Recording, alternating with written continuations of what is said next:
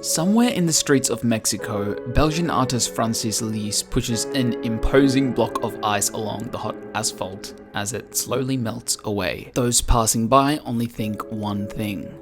In a nearby hospital, a nurse stands behind a family as they farewell their dying child one last time. The nurse, for a moment, loses her identity, disassociates from her standard procedure, and in doing so, melts into a situation much larger than herself. Now on the other side of the world, a group of drunk mates around a campfire look around for their missing friend, only to find her face stolen by the gaze of a rich Milky Way. And somewhere off the world completely, the anxiety lifts off the shoulders of an astronaut after a successful takeoff, only for him to look back on the pale blue circle and ask himself what the hell it is he is doing up there. Absurdism is the name given to describe this odd feeling we may have in moments where we find ourselves comparing whatever meaning we have made of the world in front of us to the laughably indifferent, incoherent, and infinite chaos of whatever is going on. Absurdists point out that at certain scales, nature likes to hide this sort of feeling from its inhabitants. For example, for a house cat, the sound of her owner coming home is pregnant with the prospect of being fed. She starts purring, but never for a second would she question why, let alone the absurdity of her own cattiness. And cats, like other animals, are so tightly woven into the fabric of nature that they forego the capacity for this realization. I mean, bears apparently are often found staring into sunsets, but mostly this awe-like state of absurdism is a capacity that humans seemingly developed. But even we, for the most part, are so tightly woven into the fabric of our nature, our schedules, meetings, work, and impulses. Yet, time and time again, when we take a step away to catch our breaths, we sometimes find ourselves startled by this absurdity of what the hell it is we are doing. Now, if you stop right here, it may bother you. In 1976, psychologist Aaron Beck identified what he called the cognitive triad of depression. Now, Beck observed that some individuals suffering from depression often fell into a loop of negative thinking across three domains. They saw the world as inherently flawed or incoherent, they viewed themselves as inadequate or unworthy, and thus believed the future to be hopeless.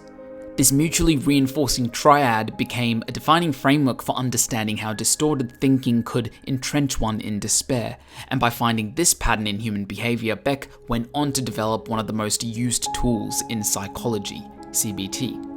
Now on this note, might then stopping at the absurdist realization send some people spiraling through a vicious cycle of attributing meaningless not only to the world but eventually to themselves, their pasts and their future. This is clearly not a valid place for humans to be. For a lot of these people caught in such depressive cycles often become resistant to even medication and require persistent cognitive therapy to slowly climb themselves out of this hole. But cognitive therapy is only the newest antidote for this in our history. Humanity for time had naturally selected ways to reconcile and bridge the grand incoherence with the coherent, perhaps most commonly through religiosity.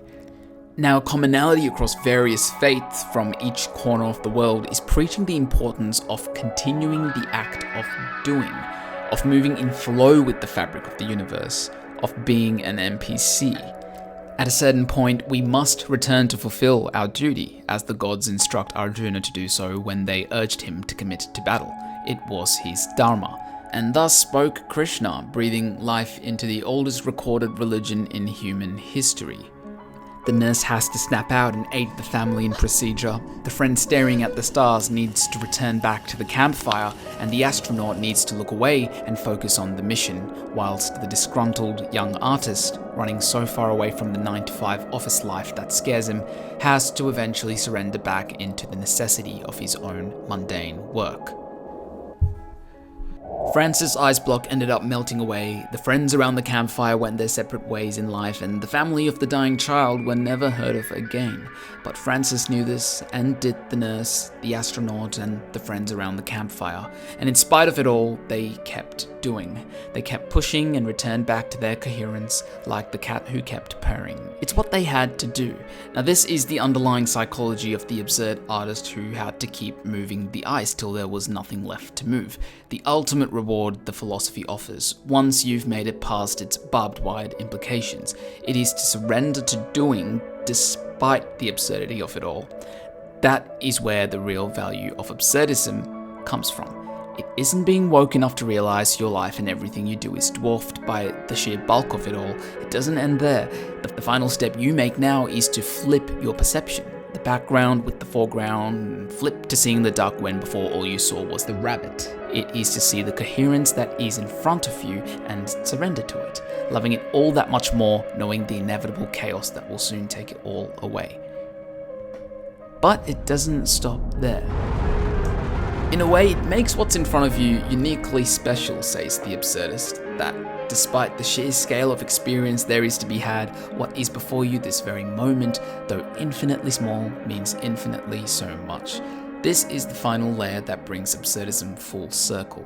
It's a tower realization of balance in opposing forces, and recognizing that for anything to be labeled as incoherently meaningless necessitates the existence of things that must be inherently meaningful.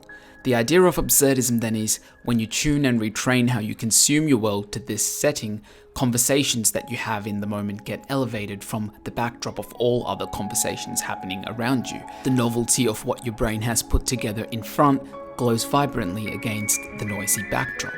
But so the campfire becomes a moment of coherence in the brain of a universe riddled with dementia. The agony of love screams and pulls violently against the unforgiving and relentless grip of death's robe. And the artist experiences what it's like to be in tune with the universe despite the last echo of his art being lost to oblivion.